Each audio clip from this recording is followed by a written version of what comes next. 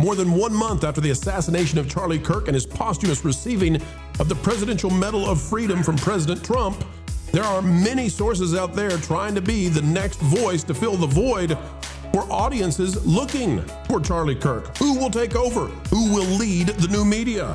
Today, we'll dive into what is being shown for Nick Fuentes, a guy who tried to own Charlie Kirk while he was living and now wants to disavow what he was up to the whole way.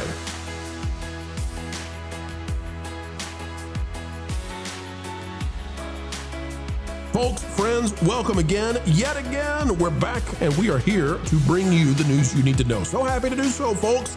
So happy to do so. A video of pure excellence is on the way. As we dive in, click the like button.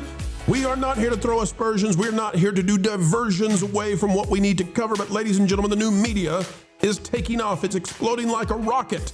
And so many want to buy into being the leader of it. Some insincere, some not. Some wanting to do it for authentic reasons, others just so they can be on top. Today we'll talk about it. Click the like button, and here we go. All right, folks, we've got one that's quite interesting for you. We want to play this for you. This is from Max Nordau, and it says, Nick Fuentes is deceiving you because he wants Charlie Kirk's audience. Now, we are recording this, of course, at on Charlie Kirk's birthday. And there is a void that has been created with the passing of Charlie Kirk due to the assassination, the national tragedy that Jimmy Kimmel lied about. There's a void that has been opened up in the new media, and people are racing to fill that void. Now, we could go through quite a few people who are attempting to hijack narratives and all that kind of stuff, but I wanted to give you this example of the new media and what's happening here with people who want to capture an audience looking now for a new speaker. Let's play this, and then we're going to weigh in on what we think is happening within conservatism, the right, and maybe some groups out there that we have not yet labeled in ways that fully need to be identified. Folks, here's what Nick Fuentes had to say before and after the national tragedy. We'll start with before. We'll start with after the tragedy and then go to before. We had our disagreements. Where we did agree is that he would go to these college campuses and proclaim the name of Jesus Christ. And ultimately, that is why he was killed. The gunmen that killed him, they hated him because of his defense of Christian morality. Charlie Kirk cannot call himself a Christian anymore. Sorry, you forfeited that. I do not want to hear, and you cannot allow Charlie Kirk to go to one more public event, one more question and answer, one more ask me anything, without being protested, without being shouted down, without being interrogated about this. This guy goes around from campus to campus in the most artificial and phony and fake way, talking about, oh. Let's just pause there. I don't think we got to go anywhere beyond this. Now, listen, I'm not going to tell people whether to subscribe or not subscribe to Nick Fuentes, but Carrie, I want to go to you first on this. There is a void, and whenever there's a void, there's a rush to fill the void. Now, Charlie Kirk was a big personality, and people who diminish what he did do so foolishly. Charlie Kirk was one of the most influential people in having President Trump get reelected, and probably the most influential behind Elon Musk in young people deciding that they were going to vote for President Trump. In the new media, Charlie Kirk was a massive personality with a huge following. And now you've got people who despised and hated upon Charlie Kirk who are twisting and turning to try to get that audience. Carrie, what do you make of this? And how do we classify these folks in the new media who are very rapidly reconfiguring and reframing what they once were? Well, although grifter, like a lot of words, gets tossed around almost as if it means nothing, it actually means con artist. It's someone who speaks with insincerity in order to gain money, power, fame, what have you. It's a con artist. And everyone gets called that nowadays, but just because everyone gets called that doesn't mean it's not true. And these people are con artists. Nick Fuentes is the furthest thing I can think of from Charlie Kirk. Not only did he launch what he called a groyper war against Charlie Kirk and would send his little white nationalist army to Charlie Kirk's events to harass him and get on the mic and try and cause him to stumble, which they didn't. Some of Charlie Kirk's best clips, like his most passionate responses, his fire was reserved for these gripers in responding to them and slapping them down verbally. But he's the furthest thing you could get. Charlie Kirk was so rare. Here's why. He was an authentic person. He was authentically, like, he was sincere. He showed the fruits of the Spirit in his life and in his behavior. He lived the way he talked. So he talked about the importance of marriage. He talked about Jesus transforming him. He talked about having children, and he actually lived these things. And someone like Nick Fuentes, in my opinion, he takes the name of the Lord in vain. He uses the name of Christ to push the opposite message. He says getting married, being in a heterosexual relationship is gay. He has sexually degenerate relationships. What is the point though, Carrie? What, because, you know, everybody has a motivation. Well, I'm not trying to cut you off because we're nervous about that, but what I'm trying to get to is everybody has a motivation for what they do, right? We've got a period of time that we're live, and every single day you rise out of bed and you do stuff. Right? You cannot stay in place. That's not an option. So you get out of bed and it's off to do something. What is driving some of these people? Because it's not just Nick Fuentes. There's also a group of people out there who are apparently seemingly trying to hijack the new media for their own purposes. But I don't know what it is they want other than a megaphone. And I don't know why you just want a bigger megaphone without any real reason to do it. I can't figure out what it is that these people are after exactly. Do you have any idea?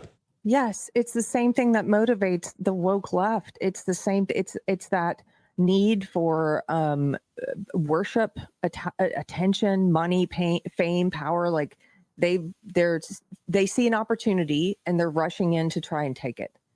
And the truth is, they're not going to be able to fill. None of these people are going to be able to fill Charlie's shoes. I think there might be a young man who we don't even know of yet, who at some point comes to be thought of as, like, you know, a young Charlie Kirk or something, but we probably don't know who that person is even. It's not going to be any of the commentators we're currently familiar with. Let me just say one positive thing about someone. She's not exactly the same, and she's a woman, which makes her message a little different because it's being delivered from a woman. It's not going to have the same appeal, and she's not going to fill the same role. But in terms of sincerity and speaking truth with love, I just saw the Allie Stuckey Jubilee video where she takes 20 Christian liberals. It was the best, hands down, best Jubilee video I've ever seen. The comments reflect the same. It was so loving and kind, but speaking about Jesus. And Charlie Kirk had given her advice on how to manage the debate ahead of time. And so that's why she went ahead and did it, even though it happened after his assassination. But I was so impressed with her. And I thought, here's a rare, authentic, sincere person with that level, maybe not the same level as Charlie, but with a high level of influence. And that makes me happy, because a lot of people, when they get like a really high level of influence for whatever reason, maybe they started off insincere, or maybe just getting to that level, they become insincere over time. But I think it's rare to find people like that. So props for Allie Stuckey. Well, let's take a look at that real quick, because that's a great point. You know, there is an opportunity to fill this void, and it is a void. I mean, listen, Charlie Kirk could have been a future president of the United States. Yeah. And that's not just me saying that. President Trump has said that. So he had the opportunity to go to the highest levels. So there is a void, truly.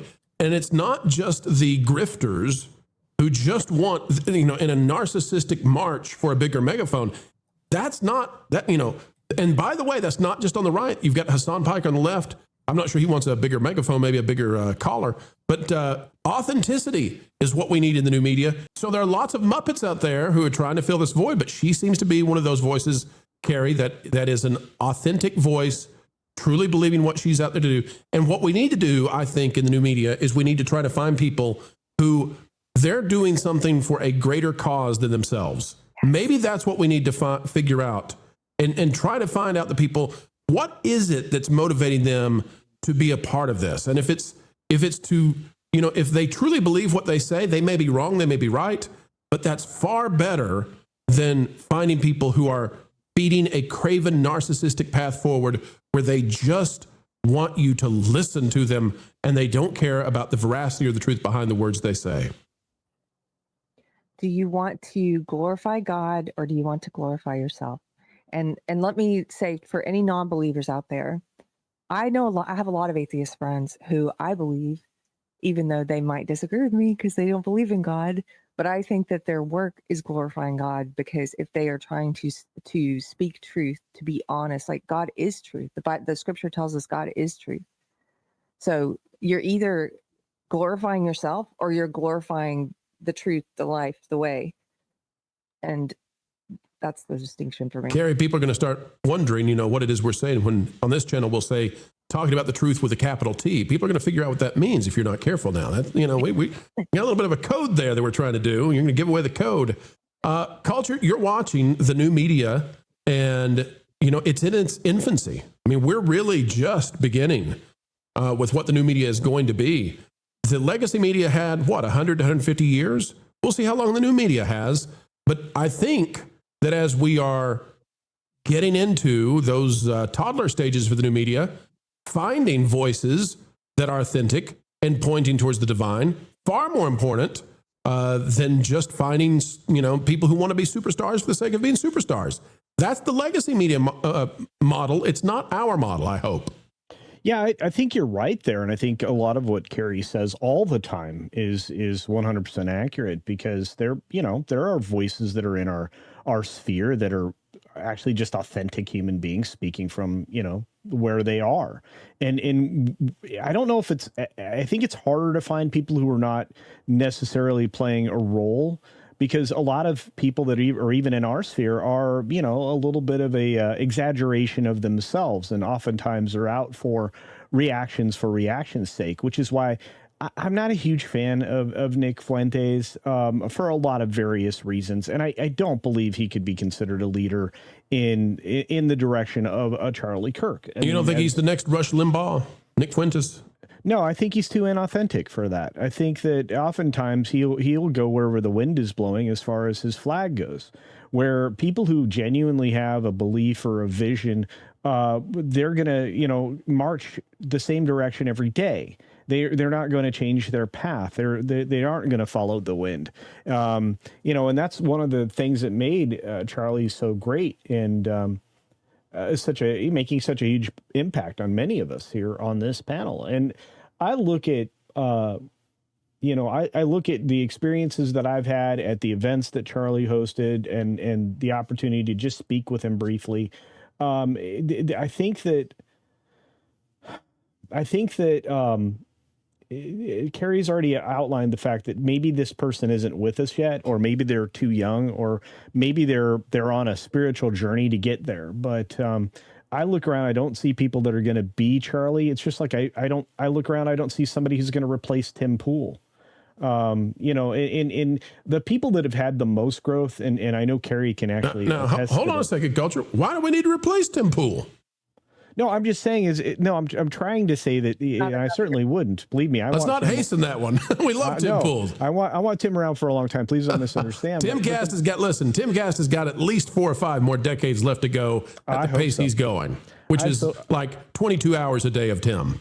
Yeah, he doesn't sleep, but maybe that's why he takes extra days off, and he lets the guy that remains talk a lot. I wish you'd wear a beanie to the show every once in a while, Culture.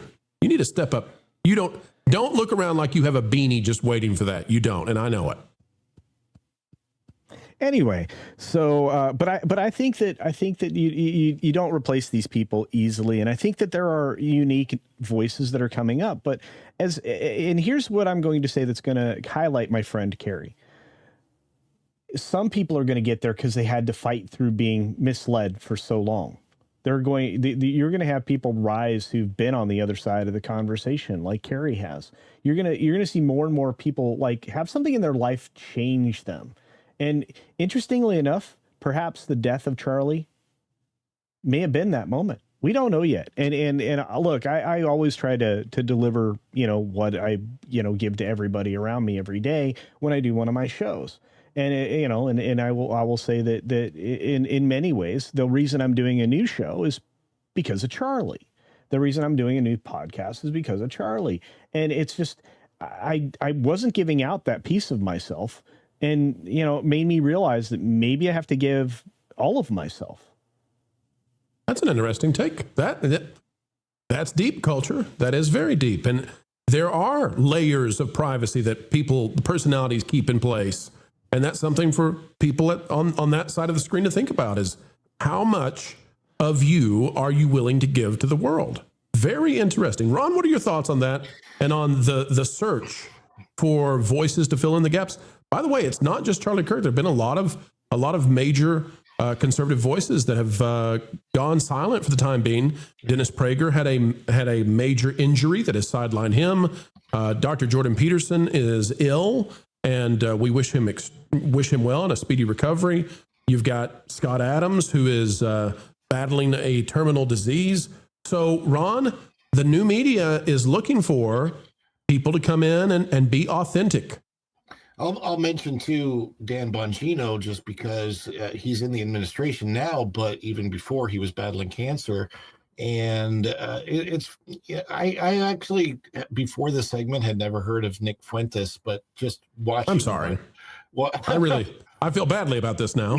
Well, it feels like he's really trying to be let's say a David Hogg type figure. Yeah, David Hogg. Right. Yeah, that's a great comparison. So and you can't really do there's some David Hogg clearly is not a genuine figure. A lot of the people on the left are not genuine, but when you see that on the right, you can feel it just so immediately when they're not feeling legitimate, when they're not speaking truly from their heart, but from a point of view where they want to they want to control. I don't I get that sense immediately. And I have friends who are, let's say, quote, quote, MAGA, right? But they're not even Christian, but they'll never say that they are. They won't fake it. They go out there. One friend is very much a Mexican person, but very much supportive of Donald Trump. And it's really just, it's funny to see what the reactions to him are out there, but he's not trying to replace anybody. And I think that's the thing that we really, really need to understand is you don't replace a Rush Limbaugh. You don't replace a Charlie Kirk. You be yourself, and let's see what happens with the audience, because the audience will rise up. And especially when they see and feel sincerity, they will embrace that. And I actually think that there's never going to be one replacement for a Charlie. There's going to be a lot in very different ways. And that's, and I think what happened to Heart Charlie is absolutely horrible. But if we're going to take something horrible and make something good from it, what we're going to see is a lot of new people coming to the forefront who are in fact sincere, a lot of great voices. And I think that the people like Nick Fuentes are going to get pushed aside because we realize that's not authentic. Maybe we know them better than they know themselves. Carrie, wrap us up here. One thing in response to what Ron is saying and what Culture said earlier, there are so many young people who, because of this act of evil, the Bible says God can use anything for good. He can even use evil for good. There's a verse in Genesis, you intended to harm me, but God intended it for good. And today, on the day, it's the National Day of Remembrance for Charlie Kirk. I'm about to go after this. I'm heading over to Round Rock, Texas. If you guys are here, there's a big memorial happening for the National Day of Remembrance. My church has a booth there. I'll be manning the booth, and it's put on and organized by high school students. And it's I think it's at the Civic Auditorium. Check online, but it's going to be huge. I've seen so many young people who've become interested in the things that matter because of this act of evil. Gary, the only thing I'm questioning about if it can be used for good is the beanie that's upon Culture's head right now. I missed it. He's gone and done it. Oh no! You got to put it over the head. If you can get over the headphones, that's a stretchy beanie. Folks, the man of beans has a beanie on his head. I don't know what the meaning is, but he's Culturecast now. Culturecast. And yet again, folks, we have come to the end. But what a video it has been, and we hope you agree. Folks, if you had a good time with us, consider clicking that like button, share, subscribe, click it, stick it to the algorithms. It is the notification bell, and drop a comment right on down below. We care about your thoughts. Folks, we also want to invite you to partake in thatparkplace.com. Of course, www. You get the idea. Thatparkplace.com. It is the website telling the truth, and it is a rising star across the web for pop culture news coverage and analysis. Go over there and bookmark it today. Folks, we're bookmarking you as a great guest that we appreciate. Until the next time we have the honor of spending time with you, keep learning, keep growing, and as always, folks, you better believe it, keep having fun. Jump into the water. Why listen to music made by people and companies who really don't like you? Check out Vacation Radio today and prepare for all new content made by the people behind the WDW Pro Channel. It's the place you need for all the music. That should be fun. Want it all, so I give them cannonball. Yeah. Hundreds of songs, every genre you can imagine. Listen live on YouTube and enjoy a set list that's always sunny. It's Vacation Radio. Arizona.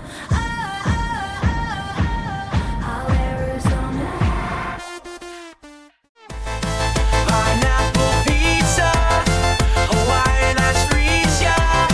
Can't wait to be up. 3 days of you and me. What are you waiting for? Every WDW Pro video has a link to Vacation Radio in the video description. Try it out and subscribe today.